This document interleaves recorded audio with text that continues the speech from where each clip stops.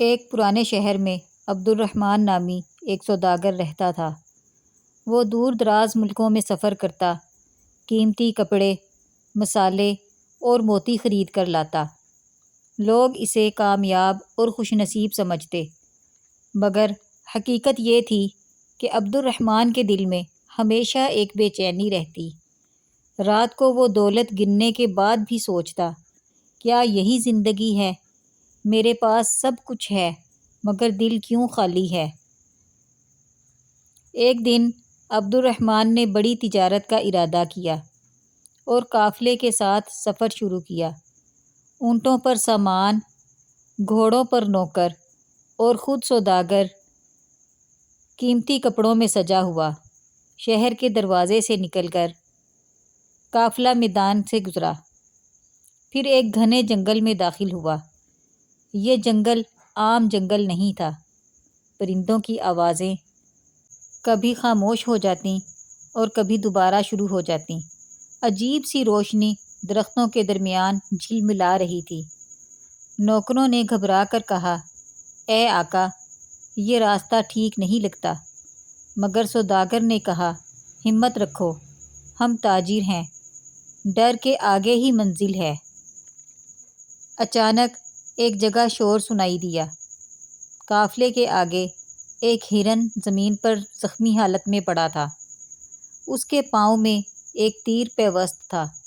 نوکروں نے کہا، یہ اللہ کا نظام ہے، ہمیں دیر نہیں کرنی چاہیے، ویسے بھی یہ راستہ ٹھیک نہیں لگتا۔ لیکن عبد الرحمن کا دل نرم ہو گیا۔ وہ اونٹ سے اترا اور ہرن کے قریب گیا۔ جب اس نے دیکھا تو ہرن بے ہوشی کی حالت میں پڑا ہوا تھا اور اس کے پاؤں سے کافی خون بہہ چکا تھا۔ اس نے کہا، اے معصوم جانور، تیرے زخم نے میرے دل کو زخمی کر دیا ہے۔ اس نے نوکروں کو حکم دیا کہ ہرن کے لیے پانی لے کر آؤ، زخم پر پٹی باندھی اور اپنے کپڑے کا ٹکڑا پھاڑ کر مرہم رکھا۔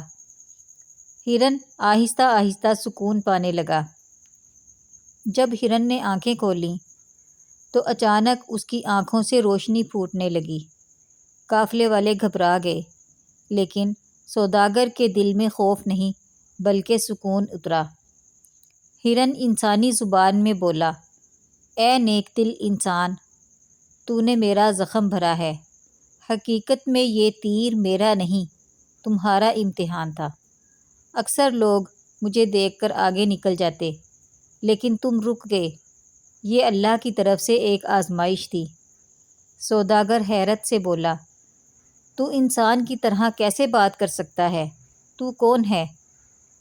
اس کی بات سن کر ہرن مسکرایا، میں ایک راز ہوں، انسانوں کے دل کو پرکھنے کے لیے بھیجا جاتا ہوں۔ جو لوگ دولت کے بوجھ میں دبے ہوئے ہوتے ہیں اکثر سخت دل ہو جاتے ہیں، مگر تیرا دل نرم نکلا۔ ہرن نے کہا، سن لو، اصل سکون سونے چاندی سے نہیں ملتا، بلکہ دوسروں کا دکھ بانٹنے سے ملتا ہے۔ اگر تم چاہتے ہو کہ تمہارے دل کی بے چینی ختم ہو تو خدمت کو اپنی زندگی بنا لو۔ پھر ہرن نے جنگل کے اندر ایک چھپا ہوا چشمہ دکھایا، جس کا پانی سورج کی کرنوں کی طرح چمک رہا تھا۔ یہ چشمہ برکت کا چشمہ ہے، ہرن نے بتایا۔ جو یہاں سے پانی پیے گا اس کا دل سکون پائے گا۔ سوداگر نے جھک کر وہ پانی پیا۔ اس کے دل میں ایسا سکون اترا جیسا کبھی نہ ملا تھا۔ جب سوداگر شہر واپس آیا تو وہ بدل چکا تھا۔ وہ اب صرف دولت کمانے والا تاجر نہ رہا، بلکہ یتیموں کو کھانا دیتا، غریبوں کی مدد کرتا اور مسافروں کو سہارا دیتا۔ لوگ اس کے اخلاق کے قائل ہو گئے۔ اصل دولت دوسروں کے زخموں پر مرہم رکھنے میں ہے اور اصل سکون خدمت خلق میں ہے۔ اگر کہانی پسند آئی ہو تو لائک، شیئر اور سبسکرائب کریں۔